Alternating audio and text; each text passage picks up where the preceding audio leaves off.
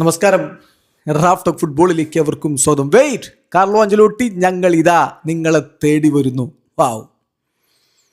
നോർവേയുടെ coach കളിക്ക് ശേഷം dressing റൂമിൽ താരങ്ങളോട് ഇങ്ങനെ ഒരു സ്പീച്ച് നടത്തൂല, അതിൽ പറഞ്ഞതാ. ഇത് നോർവേയുടെ ഫുട്ബോൾ ഫെഡറേഷൻ തന്നെ ഒഫീഷ്യലി പുറത്തുവിട്ടിരിക്കുന്ന വീഡിയോയിലുണ്ട്. നമ്മൾ ആ ഭാഗം മാത്രം ഒന്ന് കേൾക്കാം.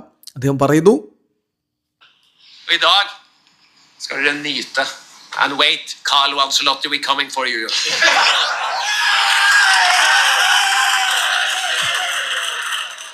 വലിയ ആവശ്യം നിങ്ങൾക്ക് കേൾക്കാൻ പറ്റും. Wait, Carlo Ancelotti, we are coming for you എന്നാണ്.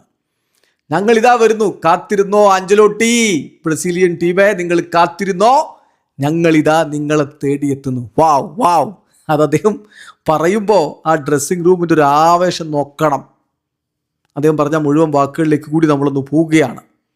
ഐവറി കോസ്റ്റിനെ പരാജയപ്പെടുത്തി വേൾഡ് കപ്പിൻ്റെ റൗണ്ട് ഓഫ് 16 ബ്രസീലിനെ നേരിടാൻ യോഗ്യത നേടിയതിനു ശേഷം അദ്ദേഹം പറയുന്നു, wait Carlo Ancelotti, we are coming for you എന്നാണ്. നിങ്ങളെ തേടി ഇതാ ഞങ്ങൾ വരുന്നു. അദ്ദേഹത്തിൻ്റെ വാക്കുകൾ പൂർണ്ണമായിട്ടും നോക്കാം. ആ സ്പീച്ച് മുഴുവൻ ഞാൻ കേൾപ്പിക്കാത്തതാണ്, അത് അവരുടെ ഭാഷയിലുള്ളതാണ്. ഏതായാലും അതിൻ്റെ ട്രാൻസ്ലേഷൻ ഇങ്ങനെയാണ്. ഗൈസ്, ഈ നാഷണൽ ടീം പ്ലെയേഴ്സ് ഹിസ്റ്ററിയാണ്, ചരിത്രമാണ് രചിച്ചിരിക്കുന്നത്.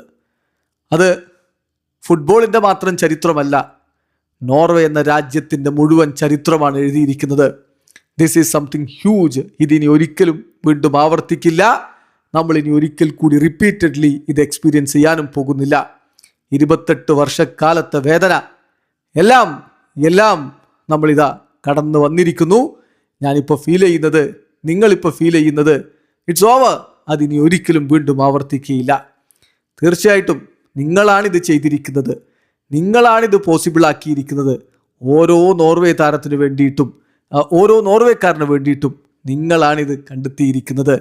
U are ones who created this, take that with you എന്ന് പറഞ്ഞുകൊണ്ട് അദ്ദേഹം ഒടുവിൽ പറയുന്നു, Carlo Ancelotti, we are coming for you, ഞങ്ങളിതാ നിങ്ങളെ തേടിയെത്തുന്നു എന്ന് അദ്ദേഹം പറയുന്നു.